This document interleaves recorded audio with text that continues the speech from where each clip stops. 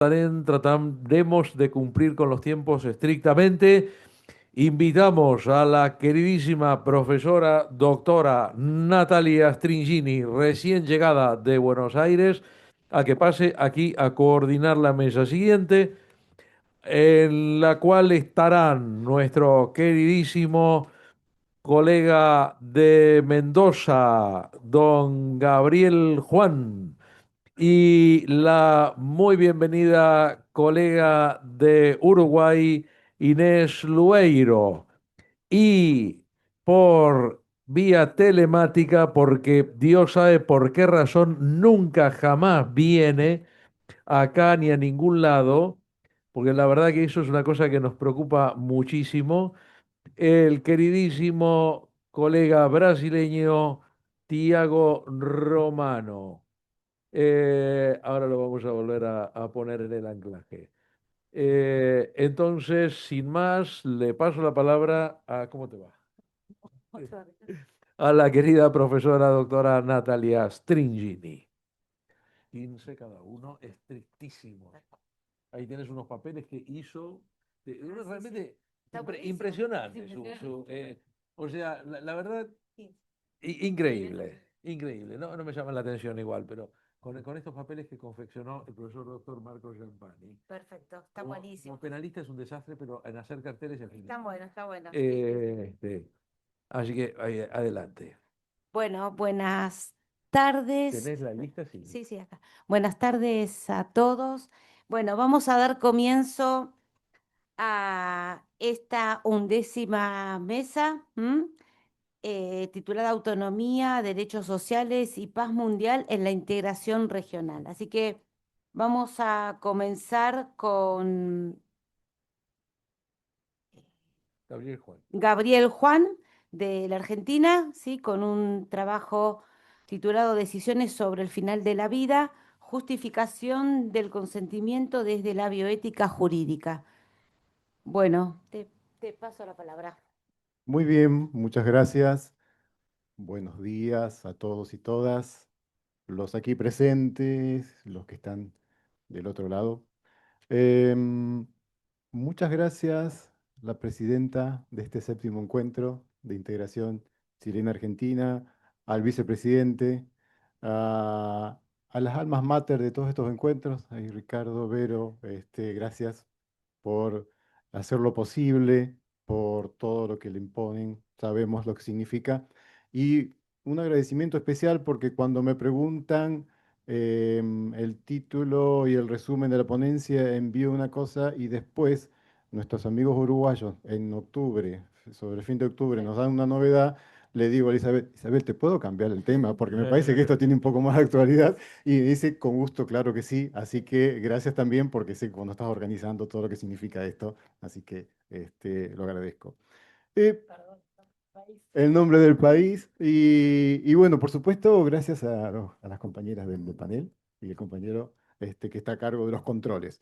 Eh, la Unión Argentino-Chilena, Chilena-Argentina, eligió para estas jornadas un bello lema: una Sudamérica comprometida con la paz respetuosa.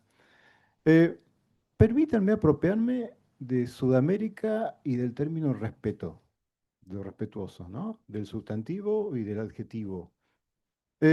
¿Por qué? Porque quisiera referirme en estos minutos a un problema argentino que compartimos con muchos países, casi todos de la región, y cuya propuesta de solución la podríamos encontrar en dos países de la región, en concreto en Uruguay y Chile. Uruguay con la sanción de la ley 20.431 de octubre de este año, y de Colombia con la sentencia del Tribunal Constitucional T57 del 14 de febrero también de este año. Eh, no me olvido de las sentencias de Ecuador, de los constitucionales de Ecuador y de Perú, claro que no, pero quiero concentrarme específicamente en estos dos ordenamientos, en Uruguay y en Colombia, como posibles hacedores de solución, dado que allí ciertas decisiones relativas al final de la vida ya tienen estamento legal, ya son ordenamiento jurídico positivo. Eh, a ver, podemos estar de acuerdo en alguna proposición de partida, ¿no? Algo así como que la posibilidad que tenemos de interferir con nuestras decisiones en los procesos biológicos de la vida humana generan problemas de naturaleza ética, política y jurídica. Creo que en esto estamos todos de acuerdo. Preguntas tales como ¿qué debo hacer?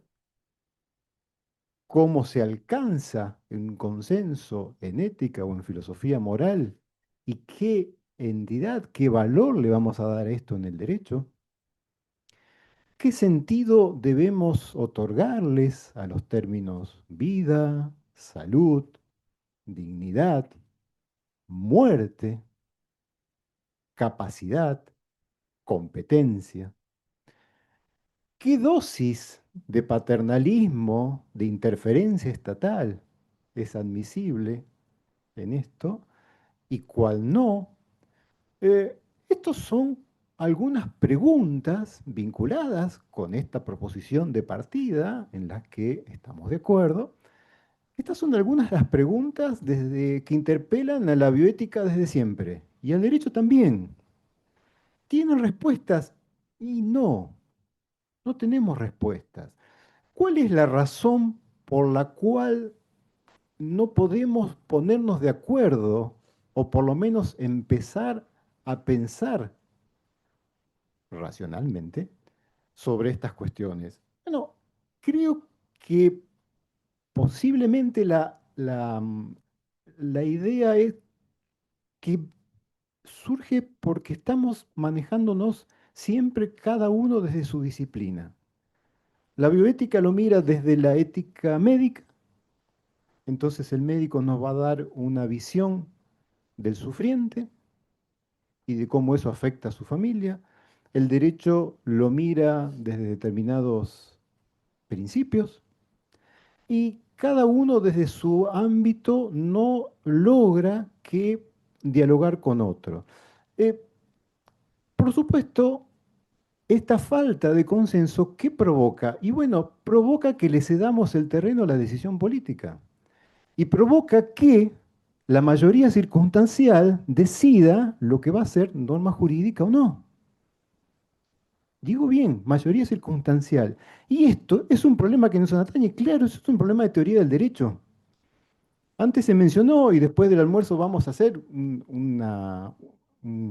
hago un entre paréntesis, vinculado a si la cuestión de derecho siempre se contrapone, o el otorgar derecho siempre se contrapone que hay un obligado del otro lado, ¿no? Esto es un tema de teoría del derecho que no está resuelto, o mejor dicho, que determinados sectores de la filosofía jurídica se resiste a resolver, porque sigue pensando con ese criterio tradicional. Este es el paradigma a cambiar. Entonces, cuando pensamos ver, bueno, ¿cómo podemos analizar estos problemas? Y bueno, la propuesta sería, ¿por qué no nos analizamos todos juntos y ver si existe un ámbito donde bioética y derecho puedan, y política, por supuesto, puedan caminar de la mano? Y creo que con distintas denominaciones y con distintas categorizaciones, que por supuesto no puedo determinar ahora, pero que la idea sería, bueno, manejemos no con el término de bioderecho, manejemos no con el término de bioética jurídica, como dice nuestra, una querida amiga, manejémonos con estos términos. ¿Por qué? Bueno, porque en general aquí tenemos por lo menos tres notas que son comunes. Primero, tanto la ética o la bioética, si se quiere, la ética de la vida o de las decisiones nuestras sobre el final de la vida, eh, como el derecho, como la política, partimos del paradigma de la complejidad. Esto es cierto. Y si partimos del paradigma de la complejidad, como nos dice Moren, el método es transdisciplinario, o por lo menos de una interdisciplina no reductiva. Si esto es así, también tenemos una segunda nota característica, que es que todas estas disciplinas trabajan sobre un tipo de razonamiento que es el razonamiento práctico. Cuando nosotros reflexionamos para algo. No reflexionamos en lo alto del monte del Olimpo para nosotros mismos y hacernos un aplauso. Reflexionamos para solucionar un problema concreto. Como, como dirían las queridas amigas del derecho de las familias, de la dogmática, si el derecho no sirve para esto, ¿y qué hacemos acá? Y una tercera cuestión es que la bioética, en la forma en que lo entendemos, plural, laica, democrática, comparte, está anclada en los mismos valores y en los mismos fines que nuestros derechos, que son los valores y fines de los derechos humanos. Si tenemos muchas notas en común y esto es lo que podemos mencionar desde una disciplina nueva que podemos llamarla como querramos, pongamos no el nombre que querramos, bioética jurídica, bioderecho, un derecho constitucionalizado y demás. Bien, cuando lo pensamos en concreto con esto, la parte general que puede ser aplicable a cualquier decisión sobre el final de la vida, pero pensemos en la eutanasia en concreto. ¿Existe un problema en la Argentina que no esté regulada? Existe un problema concreto, porque estamos afectando un valor base, que es la autonomía de las personas, en decidir lo que considera cuando su vida no es indigna. Entre paréntesis, todo el sistema, si nos ponemos de acuerdo en esto, todo el sistema de derechos humanos gira en torno a la dignidad de la persona humana, ¿no? Si esto es así, todos los valores y todos los derechos, porque cuando hablamos de dignidad, hablamos de autonomía, hablamos de libertad, hablamos de no solo derechos, sino también hablamos de valores y hablamos de principios y hablamos de principios interpretativos, son todo eso junto. Entonces, cuando hablamos de ello, si somos todos tributarios de la dignidad de la persona, entonces el derecho a la vida que está protegido, el derecho humano a la vida, es el derecho humano a la vida digna. Y si el derecho humano a la vida digna comprende el derecho a la muerte digna. Y si un sujeto tiene una enfermedad terminal, dolorosa y es sufriente, explícanme quién mejor que ese sujeto va a estar en condiciones de decidir cuándo, es decir, hasta acá llego. ¿Quiénes somos nosotros para interferir en esa libertad, en esa autonomía? Y, gracias. ¿Qué requiere la autonomía? ¿Qué requiere la eutanasia? Bueno, requiere el consentimiento, por supuesto. Requiere una intervención médica. Voy cerrando el círculo para dar bases de acuerdo. Entonces dejamos fuera el suicidio asistido, que tiene connotaciones antropológicas un tanto criticables. Entonces no queremos que la persona darle la pastilla para que se la tome. No, no, no. Acá requiere una intervención médica concreta. Y requiere un padecimiento doloroso y grave. La cuestión es, ¿también terminal? Como sostienen algunas legislaciones. No, Uruguay no lo dice. El artículo 1 no habla de enfermo terminal. Habla de enfermedad grave, incurable, irremediable y dolorosa. No dice terminal. No me tengo que estar muriendo dentro de las 24 horas. Hasta acá llego.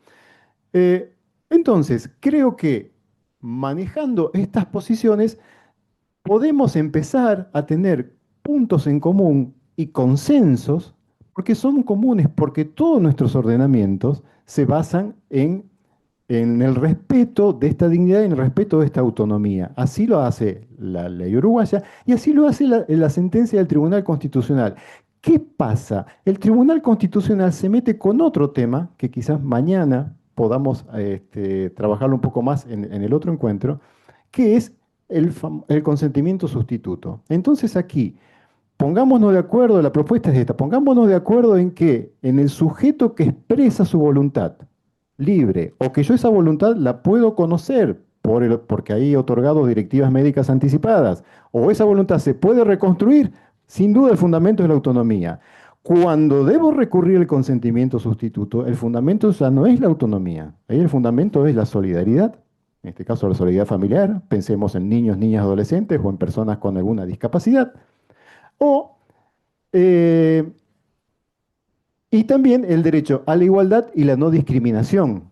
¿Por qué? Porque si no, el derecho a morir dignamente sería una mera entelequia. Si no pudiesen estas personas que no podemos conocer cuál fue su opinión previa o no podemos reconstruir luego su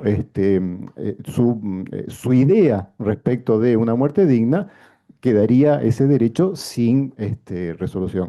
Entonces, esta mañana, en una de las presentaciones, eh, escuché decir la importancia de la práctica. Claro, esto responde a una concepción del derecho, ¿no? Debemos pensar que el derecho lo hacemos continuamente, que hacemos derechos todo. En este momento estamos haciendo derechos, ¿no? Hacemos derechos en nuestros estudios, hacemos derechos en nuestros tribunales si es que hay alguien que esté trabajando del otro lado del mostrador. Eh, Hacemos derecho. Esta concepción de derecho responde a que somos más y lo que está detrás, que es más que el mero conjunto de normas. Y esto no es ningún no es ningún neoconstitucionalismo, ya volveremos sobre eso también. No, no es neoconstitucionalismo. Si los naturalistas se quieren reciclar con esa expresión, que lo hagan, pero hagamos una cuestión, diferenciemos las aguas. Estamos hablando de discusiones éticas, no estamos hablando de dogmas. La religiosidad no tiene nada que ver acá. La religiosidad es dogma. El dogma no se discute, se acepta o no se acepta. ¿Creo o no creo? Lo racional discutimos, ¿no? Estos legados, y ya que traemos la discusión de los verdaderos liberales, bueno, estos legados que nos dio la modernidad de racional. ¿Y por qué es tan importante? Porque en la discusión ética, si no estoy de acuerdo y tu argumento es mejor que el mío, asumo el tu argumento. Así evolucionamos socialmente, ¿no?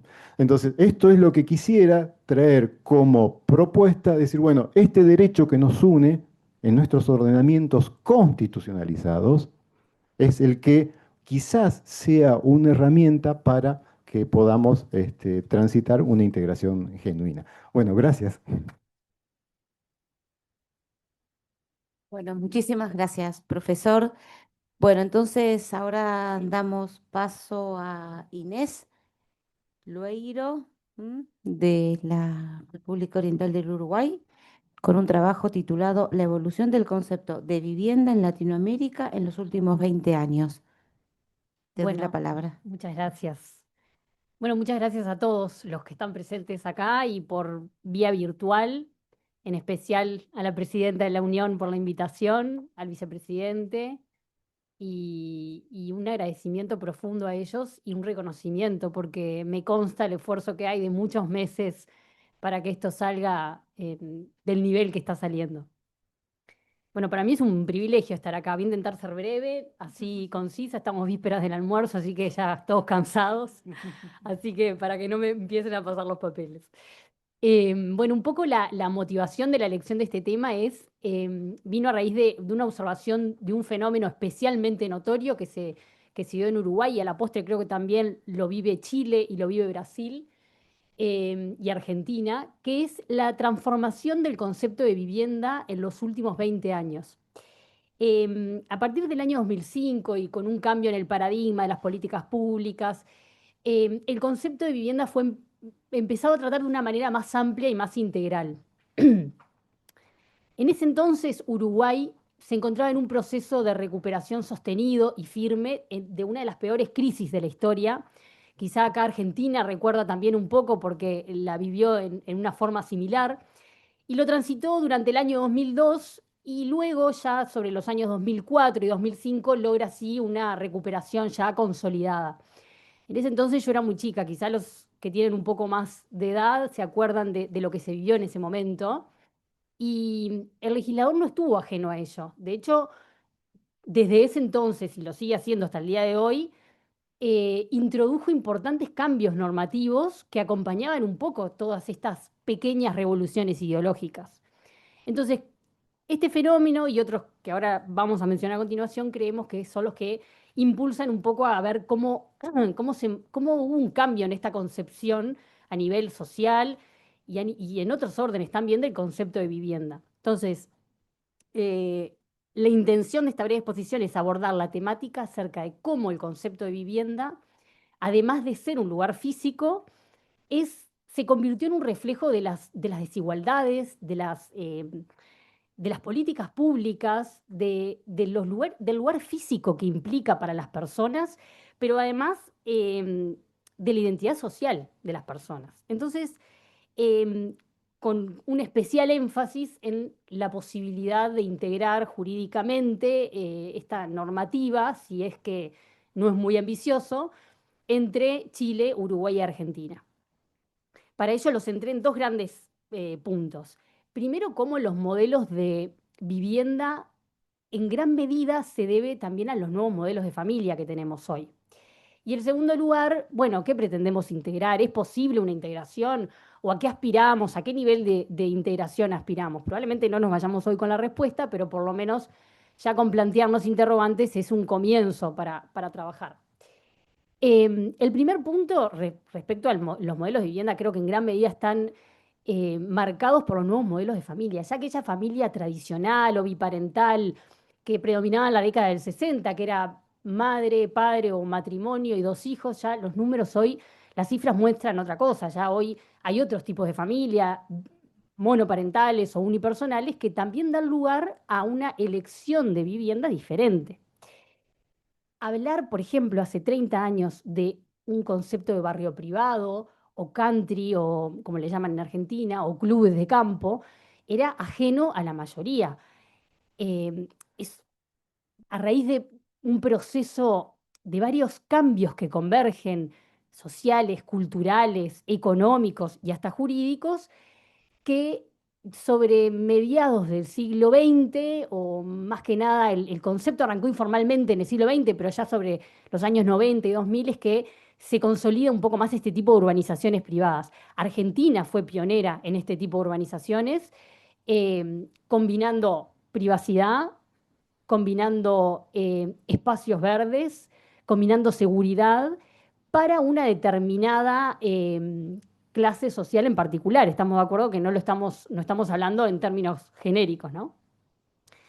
Entonces, además de ser un lugar físico, la vivienda constituye un espacio donde las personas crean vínculos, forjan vínculos, se generan socialmente una vinculación y un sentido de pertenencia, donde además se promueve el sentido de pertenencia. Hay un autor uruguayo muy interesante, le iba a preguntar a Andrea, pero bueno, ahora se me fue, si lo conocía, Nicolás Vico, que apunta, estudia esto desde un lado más social y es bien interesante cómo lo plantea él, cómo la vivienda puede impactar en lo que es la salud mental de las personas, en el bienestar físico, mental y psíquico, cómo el acceso a una vivienda digna, decorosa, en condiciones de salubridad, con acceso a servicios, a agua potable, con determinadas dimensiones, impacta en el humor de las personas. Es realmente interesante ahondar más, obviamente no nos daría tiempo hoy, pero desde el punto de vista social realmente eso tiene un significado interesante y no sé si somos conscientes del sentido que le damos. Y el segundo punto, que es un poco el que nos convoca hoy acá, es, bueno, ¿qué es lo que buscamos integrar? ¿Es posible una integración jurídica? ¿A qué nivel de integración queremos llegar? ¿Y qué herramientas tenemos para hacerlo? Como les decía, no creo que tengamos la respuesta hoy, pero lo que sí creo que podríamos tener un poco claro es que no se trata de unificar leyes, sino más que nada de lograr, de construir mecanismos de cooperación, de armonización y de reconocimiento mutuo entre los estados. Para ello se me ocurren algunos requisitos esenciales, no únicos, pero algunos que podrían ayudar. En primer lugar, voluntad política. Si no hay voluntad política, difícil que podamos por lo menos empezar a trabajar en esto. En segundo lugar, un estudio del derecho comparado, sí, no lo único, pero tener noción de los distintos ordenamientos jurídicos y bueno, nos pueden ayudar sin duda para ver también para empezar a trabajar. Y en tercer lugar, hacernos de valer de herramientas de herramientas de leyes, mejor, de tratados internacionales, de instrumentos internacionales que nos ayuden también en este proceso. Y algo no menor también es hacer un buen uso de esta globalización, de estas nuevas tecnologías que tenemos hoy, la interconexión, la posibilidad de interactuar entre los estados de una manera ágil e inmediata, creo que tampoco dimensionamos la herramienta que tenemos y que podría ser de gran ayuda para por lo menos, de nuevo, empezar a trabajar en eso. En conclusión, entonces, porque no sé cómo estoy de tiempo, pero creo que vengo bien. Ah, bueno, sote. Sin perjuicio de las distintas definiciones que podamos encontrar en los distintos ordenamientos jurídicos del concepto de vivienda, que en mayor o menor medida todos tienen una definición, a nivel constitucional, en Uruguay está previsto el concepto de vivienda. En Argentina me consta que también.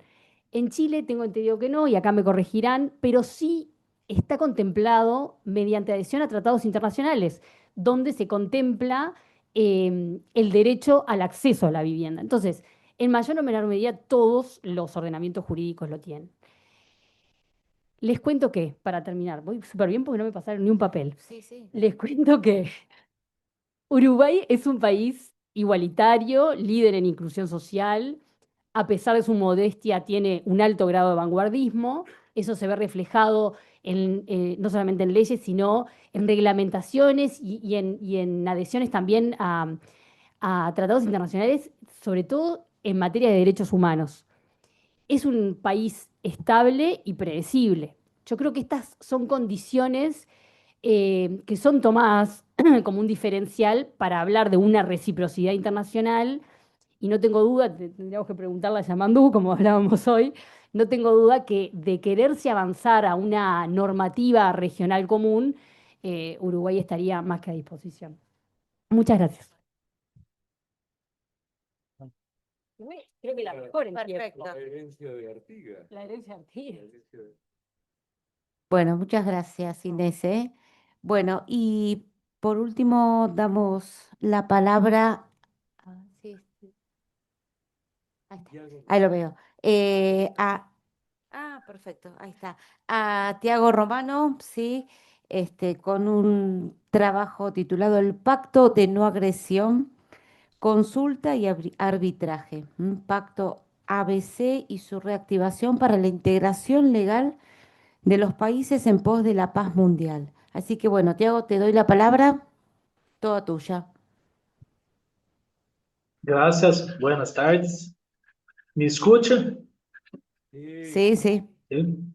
Bom, primeiramente, eu gostaria de fazer umas saudações ao senhor decano da Faculdade de Direito da Universidade de Chile, professor Pablo, la presidenta da União Chileno-Argentina por la Integração Jurídica, professor Elizabeth, ao presidente honorário da União Chileno-Argentina por la Integração Jurídica, do doutor em Direito da Universidade de Buenos Aires, Ricardo Rabinovich, meu grande amigo, e também ao presidente da União Brasileira e Argentina por la Integração Jurídica, meu amigo Nelson.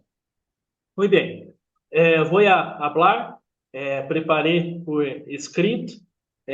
Argentina, Brasil e Chile foram protagonistas de um projeto comum de integração social, denominado Pacto de Não Agressão, Consulta e Arbitragem.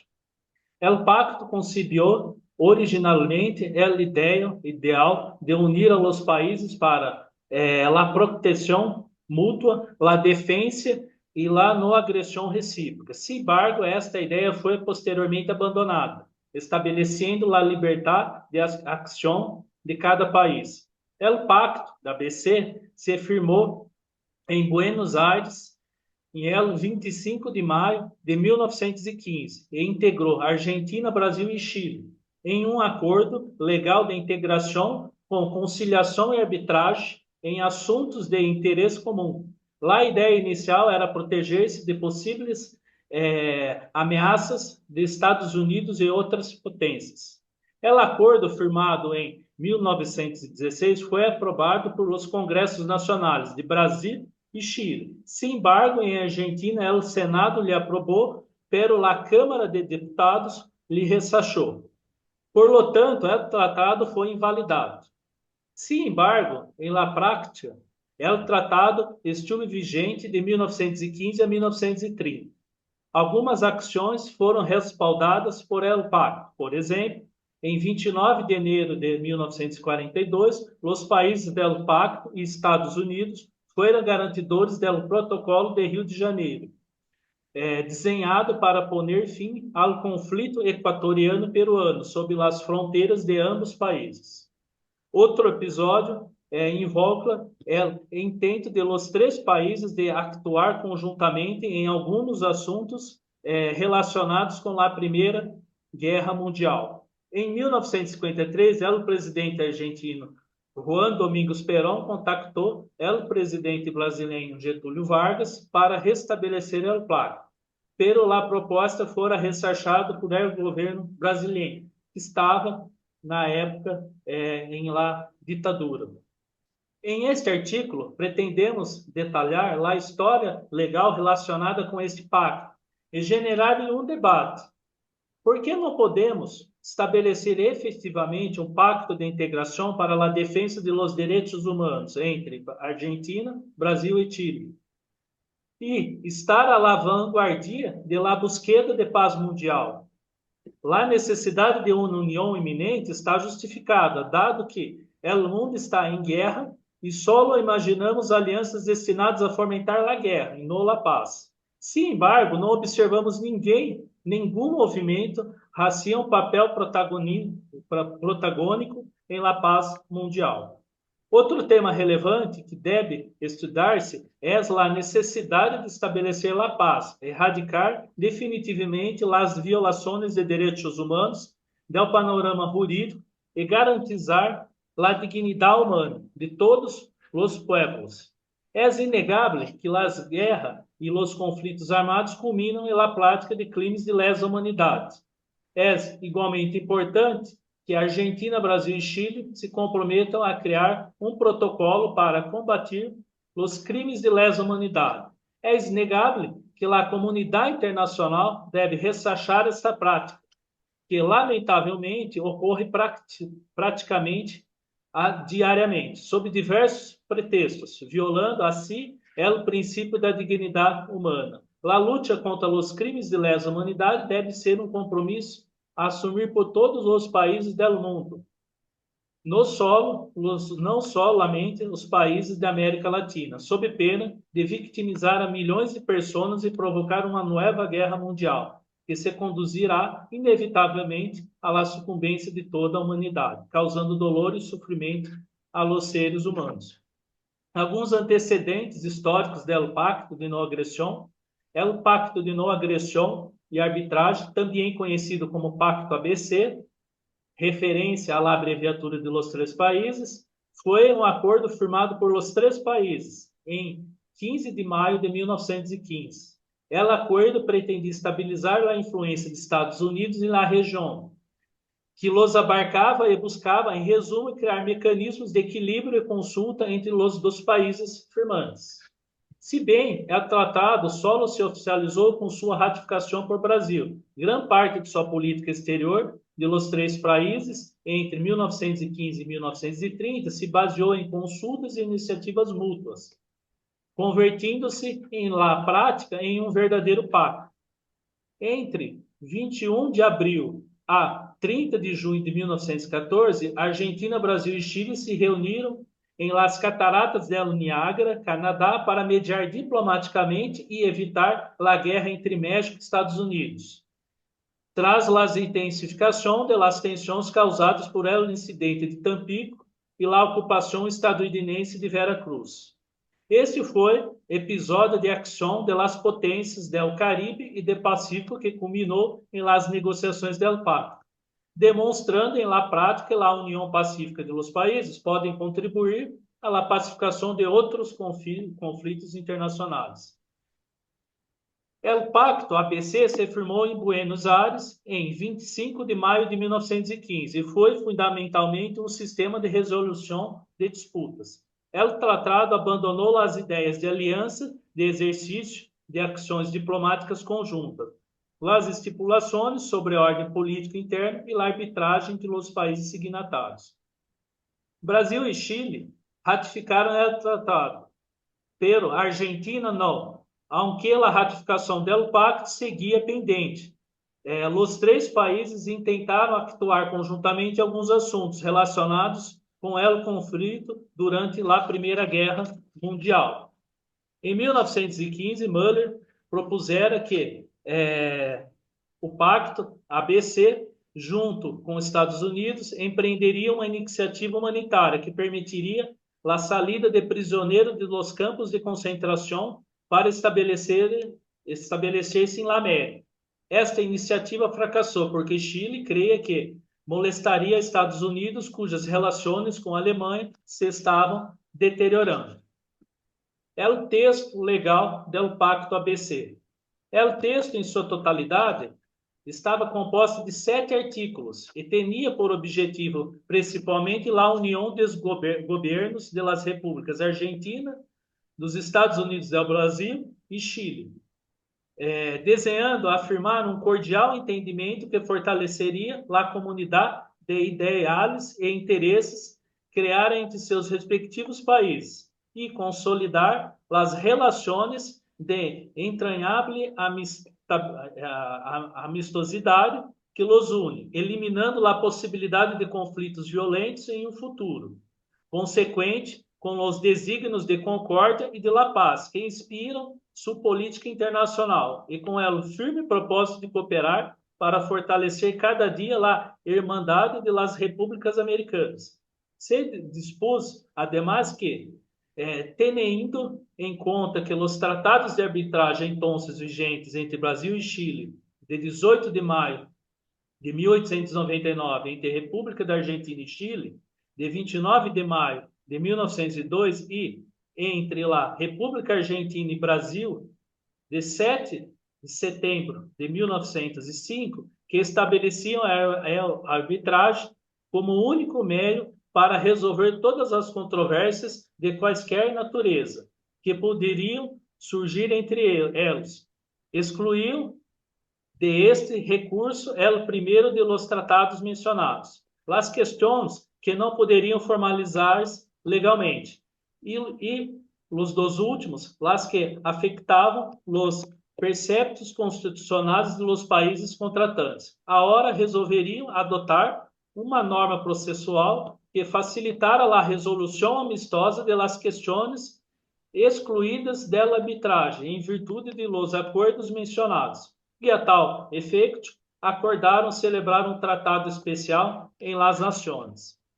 Alguns casos, a guerra entre Peru e Equador, em 29 de janeiro de 1942, os países do Pacto ABC e Estados Unidos firmaram o Protocolo do Rio de Janeiro, desenhando para poner fim ao conflito equatoriano-peruano sobre as fronteiras entre ambos os países.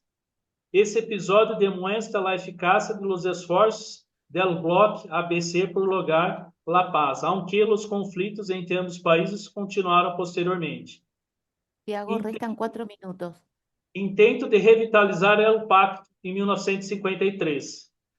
A princípio, em 1953, o presidente argentino, Juan Domingos Perón, contactou o presidente Getúlio Vargas, com o objetivo de estabelecer um programa comum entre as nações, para que juntas puderam formar um bloco continental. Todavia, não era possível pela recusa do presidente brasileiro. A necessidade de um castigo por os crimes de lesa humanidade, a principal consequência que buscamos erradicar em pós da paz mundial são os crimes de guerra que geralmente generam violações dos direitos humanos sobre todos e eram mortalidade e a dignidade humana. O novo pacto, Argentina, Brasil e Chile deveriam revitalizar urgentemente o pacto com o objetivo de pacificar os conflitos armados mediante a mediação e arbitragem. E concluindo, Argentina, Brasil e Chile representam uma força em América Latina e deveriam reanudar as negociações do Pacto ABC, agora com o objetivo de promover e pacificar a los países em guerra, actuando como mediadores da resolução de conflitos armados, onde se viola a dignidade humana e se cometem crimes de lesa humanidade. Parafraseando Ricardo Rabinovich, sem paz não há direito. Obrigado. Bueno, muchísimas gracias. Entonces, cada vez que apagaras el audio te tendría que volver a dar el micrófono. Ok. Entonces que lo Ok, mantengas abierto. Adelante, perfecto. Gustavo, tuya es la palabra. Bueno, muchas gracias, doctor. Bueno, muchas gracias nuevamente a los organizadores de estas jornadas. Y bueno, como dijo el doctor Rabinovich, ahora vamos a la 12ª mesa, que tiene como título Destierro, Integración y Simbologías Monumentales. Por supuesto que en línea con todo lo que es el tamiz de toda esta jornada, que en definitiva es el respeto irrestricto por los derechos humanos y por la persona humana como centralidad de todo el orden jurídico. Los primeros expositores son Ivonne Telles Patarroyo de Colombia. Un gusto, Ivonne, buenas tardes. Y el doctor Sebastián Zancari de Argentina. Un gusto, doctor, ¿cómo le va? Con un título en la actividad esta, en este Perdón que me trabajo, había olvidado de Sebastián. eh, un título en la Sebastián me va a actividad perdonar.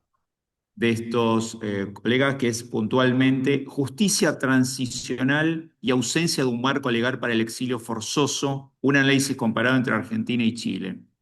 Bueno, doctora, doctor, un gusto y los dejo en compañía de todo el mundo.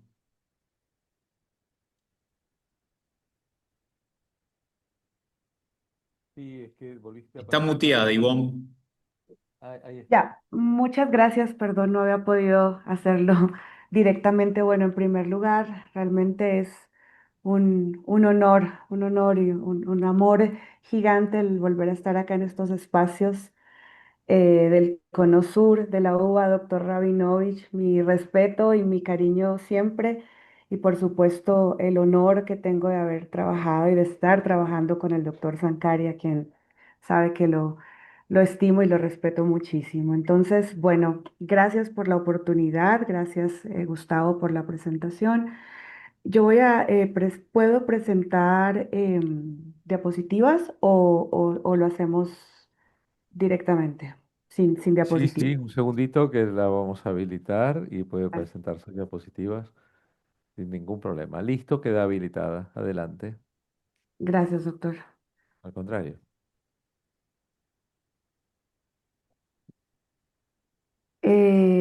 Bueno, Ahí creo está. Acuérdese de poner la pantallita que está abajo. Eso, esa. Listo. que estamos. Ok, perfecto. Ahí está. Ok, bueno, em, voy a permitirme hacer la parte introductoria. Este es un tema que venimos trabajando con el doctor Sankari ya hace algún tiempo. De hecho, está directamente relacionado con la investigación doctoral y bueno, estos son algunos productos que van surgiendo en el camino. Entonces, bueno, vamos a presentarles un análisis comparado de cómo Argentina y Chile han abordado el exilio forzoso en los marcos de su justicia transicional después de las dictaduras militares. El punto de partida es sencillo, pero es políticamente muy fuerte. El exilio forzoso fue una práctica sistemática de persecución política, de control social. Miles de personas fueron obligadas a abandonar sus países y esto no solamente alteró las trayectorias de vida individuales, sino que también impactó la configuración de sus familias, sus redes y el tejido social que se quedaba atrás. Con el retorno de la democracia, tanto Argentina como Chile enfrentaron este doble desafío. Por un lado, reconocer y reparar el daño causado directamente por el exilio, pero por otro también es integrar esta experiencia en el marco más amplio de la justicia transicional, que ya de por sí estaba cargada de demandas de verdad, de justicia y de reparación. Entonces, hoy queremos con el doctor Sankari compartirles tres cosas. En primera instancia, ¿qué entendemos por justicia transicional y cómo se configuraron los modelos argentino y chileno? Profundizar posteriormente en la categoría de exilio forzoso no como desplazamiento, sino como una forma específica de victimización y también de agencia política, y mostrar cómo esto se articula con el eje de la verdad, las comisiones y las políticas de memoria y de reparación. Entonces, no va a permitir pasar, perdón. Muy bien. Entonces, en primera instancia, hablando de la justicia transicional, bueno, cuando hablamos de la justicia transicional en América Latina, y en particular del Cono Sur, no hablamos solo de leyes o de juicios, sino que estamos hablando de un campo de disputa donde se decide qué pasado se va a narrar, qué violencias se van a nombrar, quiénes serán reconocidos como víctimas y hasta dónde se está dispuesto a transformar las instituciones heredadas de la dictadura. Entonces, si vamos a la literatura clásica, como Teitel, como Elster, como Valencia, que definen a la justicia transicional como este conjunto de medidas judiciales y extrajudiciales que adopta una sociedad para enfrentar un pasado de graves violaciones de derechos humanos, entonces, claro, dentro de esto va a entrar las comisiones de la verdad, las reparaciones, las reformas institucionales, las purgas y estas garantías de no repetición. Ahora, se pueden distinguir entre dos grandes enfoques que son muy plausibles, tanto en el caso chileno como argentino. Por un lado, tenemos el enfoque retributivo, que es un enfoque mucho más legalista, donde se enfatiza en la responsabilidad penal, en la sanción, en la idea de que no puede reconstruirse la democracia con base en la impunidad. Y por el otro lado tenemos el enfoque restaurativo o pragmático, que claro, pone un mayor acento en la reconciliación, en la estabilidad política, en la construcción de memoria y en ciertas formas de reparación, pero no necesariamente esto limita el alcance de la judicialización. En la práctica, ningún país es puro respecto a algún modelo. Pero, por ejemplo, Argentina sí se acerca mucho más a un modelo retributivo, mientras que Chile adopta más un modelo restaurativo, mucho más pragmático. Ahora, en el caso argentino, bueno, como ustedes lo saben mejor que nadie, la transición se produce tras el colapso del régimen militar. Y en este contexto tenemos pues decisiones muy audaces que son tomadas por el gobierno de turno, el CONADEP, el juicio de las juntas, y esto permite colocar la idea de la rendición de cuentas en el centro del nuevo pacto democrático. Posteriormente vienen leyes de amnistía, como este punto final y obediencia debida. Posteriormente hay un giro en los años 2000 cuando se anulan las amnistías, la Corte Suprema declara inconstitucionales y abren una ola de juicios que hoy supera pues más de 1000 procesos. Pero bueno, dentro de este recorrido se consolida un modelo de justicia transicional que se apoyó fuertemente en el derecho internacional de los derechos humanos. em, de igual manera que estuvo, perdón, que se me perdió aquí algo. Ok, voy a quitar esto. Bien, ok. em, que se apoyó fuertemente en el modelo de derechos humanos, que se articuló mucho con la jurisprudencia de la Corte Interamericana y amplió esta noción de lo que podría considerarse reparable. En este marco, el exilio forzoso encontró una vía de reconocimiento más temprana, no exenta de problemas, pero leyes, por ejemplo, como la ley 25914 o la ley 24014, esos fallos famosos como el de Jofre de Vaca Narvaja, permitieron incorporar el exilio al campo reparatorio, pero sin leyes integrales específicas. Entonces, por el otro lado, el caso chileno tuvo un cambio, fue distinto su proceso, ¿no? Siguió un camino distinto. La salida de la dictadura, voy por acá, la salida de la dictadura se produjo a través de un plebiscito negociado. Pinochet pierde, pero mantiene cuotas de poder importantes. Y bueno, este diseño básicamente condicionó el modelo de justicia transicional, porque la prioridad fue la estabilidad institucional y preservar ciertos equilibrios con las Fuerzas Armadas. Posteriormente tenemos a la Comisión Rettig del 1991, que se encarga en desapariciones, en torturas, pero deja por fuera el exilio. Y posteriormente, en el año 2004, con la Comisión Valech se incorporaron más de 27.000 personas víctimas de tortura. Ahora, durante los años 90 no hay mayor número de juicios relevantes, pero siguió vigente un decreto de amnistía que blindó a los agentes estatales. Entonces, estas medidas se concretaron en reparaciones simbólicas, pensiones acotadas y políticas de memoria, pero muy controladas. Ahora, ¿dónde viene el punto de inflexión acá? En la detención de Pinochet en Londres, porque Esto obligó a Chile a reinterpretar la amnistía y sobre todo respecto de la desaparición forzada, perdón, como un delito continuado y permitió abrir la puerta a judicializaciones más tardías. Entonces, por eso hablamos de que la justicia transicional acá fue mucho más pragmática, más negociada, más restringida y de todas maneras subordinada al consenso político.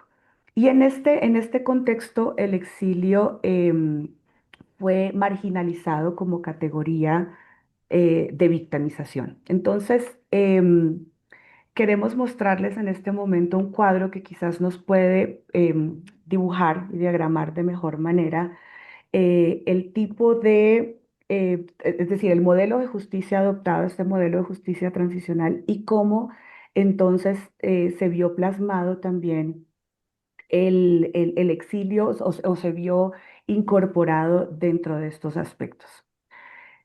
Antes de darle la palabra entonces al doctor Sankari, rápidamente me voy a referir al exilio y por qué ahorita nosotros estamos centrándonos en él. Porque, ¿qué entendemos por exilio forzoso? Normalmente nos hemos encontrado problemas conceptuales que son importantes porque se mezcla el término con asilo, con refugio, con expatriación, con migración o con migración forzada. Sin embargo, por ejemplo, si nos vamos a fuentes como el ACNUR, vamos a encontrar que habla del exilio y se remite a él como una separación forzada del territorio de vida por motivos de persecución, incorporándole una categoría, una carga política importante. La RAE, por ejemplo, lo vincula a desarraigo, a destierro. El Centro Nacional de Memoria Histórica en Colombia, en cambio, dado el contexto, define al exilio como una prolongación transfronteriza del conflicto y de la violencia, cuando justamente la persecución empuja más allá a las personas, o sea, fuera de las fronteras. Si nosotros juntamos todo esto en el contexto de la dictadura, el exilio forzosa implica al menos tres dimensiones: el desplazamiento bajo coerción, la ruptura del vínculo de ciudadanía y el desarraigo social y político. En esta línea, además, es importante tener en cuenta que el exiliado es víctima, pero también es un agente y es un actor político dentro y fuera del país. Entonces, por ejemplo, en el caso argentino-chileno, las comunidades exiliadas documentaron violaciones, fueron trascendentales en todos estos procesos de justicia transicional, generaron redes transnacionales de solidaridad, presionaron organismos internacionales y fueron claves en los procesos judiciales, como por ejemplo la detención de Pinochet. Entonces, también fueron claves para la recuperación de testimonios e inclusive hubo roles centrales en la construcción de las memorias de verdad. Entonces, por eso nosotros sostenemos en nuestra ponencia que el exilio debe pensarse como una forma de represión estatal, pero también como un espacio de agencia política y de producción de verdad y memoria. Bueno, ¿cómo les va? Buenas tardes. Saludos a Ricardo, a los queridos colegas. Espero el año que viene poder estar ahí nuevamente de manera presencial. Bueno, aquí la experta sobre el tema es Ivonne, como se habrán dado cuenta. Yo la estoy acompañando en este proceso de investigativo, de construcción de conocimiento, y a mí me ha interesado particularmente la relación entre exilio y democracia, de exilio y participación política. En este sentido, uno de los mayores especialistas en el tema, Luis Roniger, sostiene que el exilio es un mecanismo de exclusión institucional destinado a revocar el pleno uso de los derechos de ciudadanía y más aún de afectar la participación del exiliado o exiliada en la arena política nacional, a lo que también ha mencionado Ivo.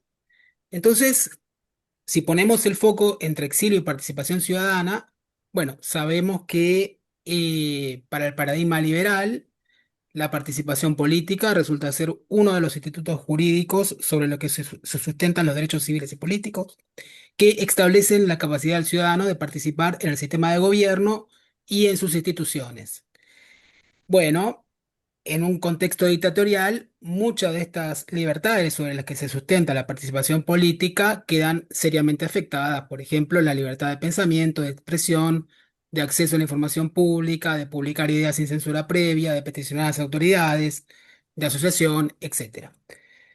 Entonces, la ciudadanía como la capacidad o reconocimiento jurídico de intervenir en política, entendida como el ejercicio de determinados derechos políticos, mediante el reconocimiento del individuo como un ser dotado de razón, queda seriamente afectado desde el momento en que se pierde la capacidad de votar, de elegir, de ser elegido, de realizar actividades político-partidarias, etc. Entonces, en este sentido, se ha dicho que el exilio es una forma de violencia porque atraviesa transversalmente la historia humana, pero específicamente en la región latinoamericana, en el contexto de las dictaduras que se dieron en el Cono Sur, bueno, ha sido una dinámica de expulsión sistemática. Entonces, como mecanismo de exclusión institucional, se da la expulsión de personas por medios legales, en algunos casos, eh, que tienen el fin último de impedir la participación política. En este sentido, también se reconoce al exilio como una violación de derechos humanos. Ahora bien, dentro de este marco teórico, o podemos citar también a Agamben, que habla de el exiliado, la situación del exilio que pone en crisis a los llamados derechos, dice Agamben, derechos sagrados e inalienables del hombre en tanto ciudadano de un determinado Estado-nación. Bueno, en este sentido, a mí me ha llamado la atención, bueno, es algo que hemos compartido con Ivonne, bueno, la escasa regulación legal del exilio. Y puntualmente quería referirme, es un tema que compartimos con Chile, ¿no? Pero referirme específicamente a la situación que se ha dado en Argentina. En Argentina eh, no hay una ley específica sobre exilio, no hay un reconocimiento legal del exilio, pero sin embargo hay una política activa de reparación desde hace ya muchos años, de reparación del exilio. O sea, es un curioso caso de reparación sin reconocimiento. Y entonces yo he realizado como una vía investigativa que surge del trabajo que plantea Ivonne. Bueno, me he adentrado en el laberinto administrativo que se ha dado en Argentina en los últimos años. Digo administrativo porque primero hay que agotar la vía administrativa para luego pasar a la vía judicial. Y, digamos, es muy curioso que administrativamente se reconozca el exilio, se reconozca, digamos, una reparación a situaciones de exilio, sin que exista un marco normativo. Entonces, ¿cuál es el marco, digamos, referencial? Bueno, es una sentencia de la Corte Suprema de Justicia, que es el caso Jofre de Vaca Narvaja. Y esto a mí me lleva a otro tema sobre el que no me voy a explayar ahora, pero que también he trabajado, que es el activismo de la Corte Suprema, ¿no? Como máxima instancia del Poder Judicial, la Corte Suprema como generadora de políticas públicas. Bueno, quería plantear esta cuestión y le doy la palabra a Ivonne para hacer el cierre. Muchas gracias. Muchas gracias, doctor. Bueno, entonces, para nosotros ir cerrando con algunas ideas finales, bueno, en primera instancia, el argumento gira en torno a que, a que el exilio debe verse como una violencia específica y con ello se habiliten esos circuitos de reparación acordes a dicha experiencia.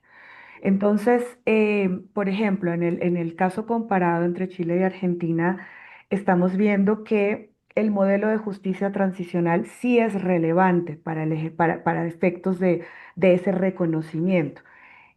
Como bien lo decía el doctor Sankari, en Argentina el énfasis fue retributivo, abrió espacio para reparar el exilio, más no para reconocerlo como una violación específica, pero sin embargo se reconoce ese daño reparable, aunque de una manera fragmentaria y con una fuerte carga administrativa y judicial también, como bien lo decía Sebastián. Por su lado, Chile, en cambio, este modelo pragmático, este modelo negociado, lo que hizo fue privilegiar la estabilidad institucional, y el exilio lo que hizo fue quedarse al margen. No fue eje central dentro de las comisiones ni dentro de las políticas de reparación y su reconocimiento llegó mucho más tarde, empujado por decisiones judiciales internas y por jurisprudencia interamericana.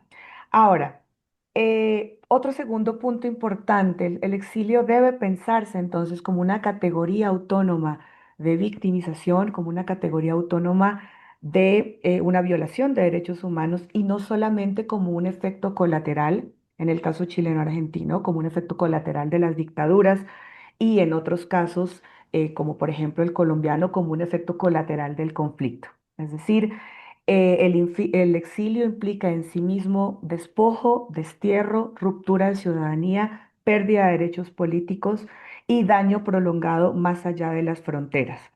Tercero, también es importante reconocer que el exilio fue un motor de democratización, porque desde afuera sí hubo una agencia política muy interesante. Las comunidades exiliadas contribuyeron a documentar verdad, a impulsar causas judiciales y a erosionar la impunidad. Entonces, Perdón, Ivonne, sí, disculpe. Tendríamos que redondear porque ya sí, estamos con el sí, tiempo. sí, señor. Cierro en Gracias, sí, 30 disculpe. segundos. Gracias. Y con esto, finalmente, la idea que atraviesa todo el trabajo, eh, perdón, yo solamente me voy a avanzar por acá. La idea que atraviesa todo el trabajo es que sin una verdad completa sobre el exilio, es decir, sin un reconocimiento jurídico, político y simbólico, la justicia transicional sigue siendo de alguna manera parcial y aún así en el caso del Cono Sur, porque las democracias se consolidan no solo juzgando a los perpetradores, sino también nombrando a todas las víctimas y reconociendo la complejidad de sus trayectorias. Muchísimas gracias. Bueno, muchísimas gracias, Ivonne, muchísimas gracias, doctor. Y ahora pasamos a la siguiente expositora, que es la doctora Natalia Stringini, de Argentina, que tiene como tema su trabajo la representación escultórica de la paz, análisis del Ara Pacis de Augusto. Doctora, le cedo la palabra. Muchas gracias. Bueno, muchas gracias. Bueno, buenas tardes primero. Como uno de los temas de la jornada era la paz y como yo estudio el mundo romano, decidí analizar el concepto de paz y este es el objetivo de lo que yo les voy a contar, es qué era la paz, ¿ah? Para la gente que construyó el Arapaquis, el altar de la paz de Augusto, ¿sí? ¿Se puede pasar a la... Sí, claro. ¿Qué so- ahí está. Bueno, eso es una representación hecha con la inteligencia artificial, pero este es el altar, ¿sí? Que se hizo, les voy a contar muy brevemente, se hizo entre el año 13 y el año 9 antes de Cristo, para conmemorar unas victorias de Augusto y una paz que trajo en toda la zona de Hispania. Lo encargó el Senado, y se le dio carácter sagrado, por supuesto, pasa por la ceremonia de la consecratio. Y es un altar. Cuando uno sube esas escaleras, adentro, por supuesto, está la mesa, digamos, ¿no? El altar donde, bueno, se vuelcan ofrendas, se hacen algún tipo de sacrificios y esas cosas. El altar em, es bastante grande, tiene 11 metros por 11, ¿sí? Y en realidad yo lo quiero analizar, y esto es un poco el marco teórico de mi trabajo, a partir del concepto de performance, ¿no? Nosotros usamos este concepto para intentar explicar cómo em, las expresiones no verbales dan sentido y dan significado. En este caso es este monumento, ¿sí? No es un discurso hablado, no es un discurso escrito, sino que es una enorme piedra de mármol, donde se tallaron un montón de cosas y donde se va a volcar este significado de paz.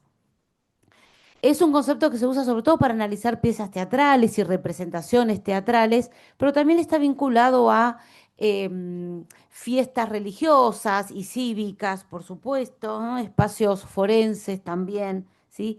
Y espacios políticos. Bueno, esto estaba en pleno centro de Roma, en lo que se llamaba el Campo de Marte, en el Palatino, ¿sí?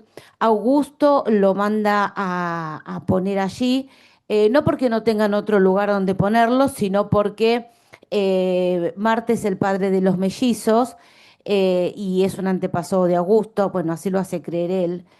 Bastante incomprobable, porque entre uno y otro pasaron como 700 años, pero así lo hizo creer él. Eh, Marte es el padre de los mellizos y el Palatino es donde se funda Roma. Así que no es que no tenían dónde ponerlo el Arapaqui, sino que estaba muy bien ubicado. Em, por supuesto que el monumento trae y reflota esta idea de la Roma imperial, ¿sí? Yo para no hacerlo largo no traje algunas imágenes, pero hay fotos de la década del 30 del siglo pasado donde la reconstrucción que se hizo, no la reconstrucción, el reacomodamiento un poco que se hizo, participa Benito Mussolini, está ahí, bueno, también un poco haciéndose el Augusto. Em, sí. Sí. Eh, bueno, ¿qué hay que tener en cuenta para el Arapaquis? A ver. Gira la ruedita, gira la ruedita. Espera.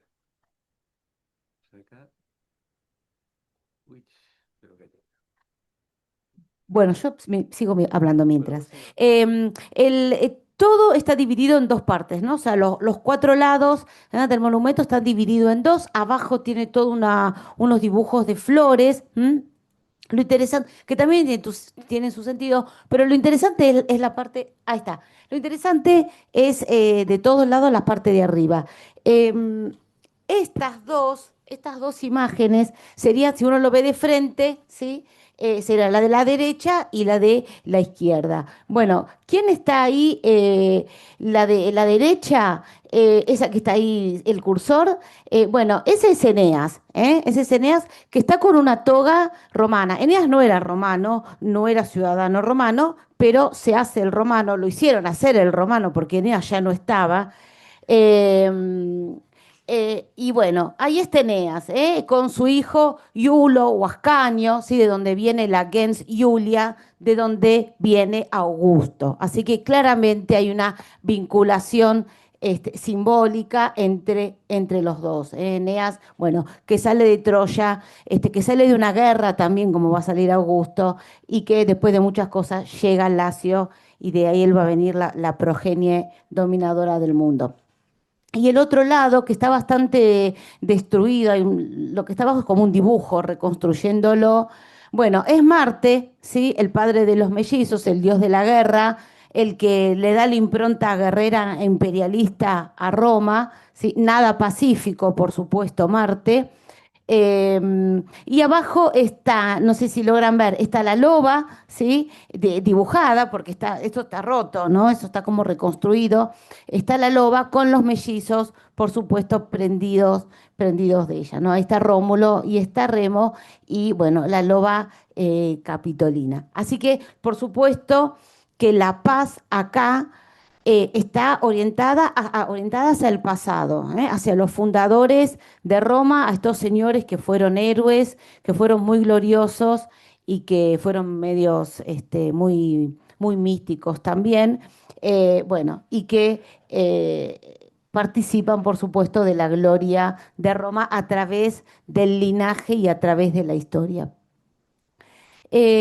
Las otras dos imágenes son las de atrás, ¿sí? Esto sería como si uno lo ve de atrás. De la derecha es, se me fue el nombre. Ahí está, es la paz, es la diosa romana paz, pero fíjense que está descansando. Tiene como un atuendo guerrero, no sé si a lo mejor se llega a ver bien, pero está ahí descansando. O sea que en tiempos de Augusto, la guerra descansa, simbólicamente, porque hubo guerras. hubo guerras, pero simbólicamente la guerra descansa. Y la otra imagen, que es así se ve mejor, la que está en el medio es Telus, es la tierra, ¿sí?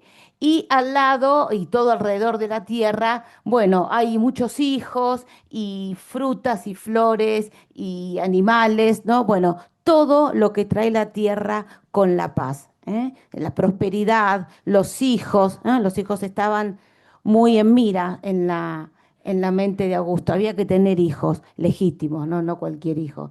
Y esta, que es la última imagen que yo traje, es uno de los costados, no es todo, es uno de los costados. Bueno, ¿quiénes están ahí? Bueno, no cualquiera estaba tallado sobre el altar. Se supone que el que está ahí primero o tercero, digamos, empezando por la izquierda, eh, es Agripa, ¿ah? Agripa, el amigo, ¿sí? Fiel colaborador de Augusto. Y se piensa que le siguen, tampoco se sabe bien. El chiquitito, es Cayo, el hijo de Agripa, ¿sí? Uno de los que Augusto mira para heredarlo, pero bueno, muere muy jovencito. La que está atrás, que es una mujer, algunos piensan que es Livia, la esposa de Augusto, otros dicen que es Julia, la hija y esposa de Agripa y madre del chiquitito que está ahí. Y el que está atrás es Tiberio, y el que está atrás es Druso, y la última, que está como cortadita, quedó la foto ahí cortada, es Antonia la mayor, la sobrina de Augusto. Bueno, toda la familia imperial, toda la familia unida, ¿sí? Unida en el mármol, porque en la realidad estaban bastante desunidos y bastante peleados, pero por lo menos en el mármol estaban ahí todos juntitos. ¿Qué es la paz para este monumento? Bueno, la paz es Augusto. La paz es un sujeto, ¿no? Que se llamó Cayo Octavio, pero que lo hicieron llamar Augusto, es el consagrado, el que viene, ¿no? El que trae bonanza.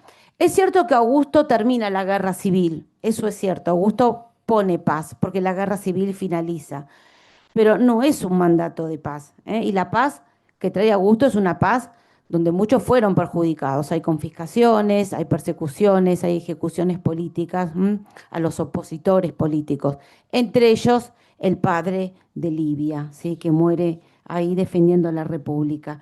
Bueno, la paz está vinculada, entonces digo, no está vinculada a la falta de guerra, porque yo les dije que hubo guerras, está vinculada a una familia unida, a la memoria de un pasado, a una religión común, ¿sí? A la vinculación con héroes fundacionales, ¿sí?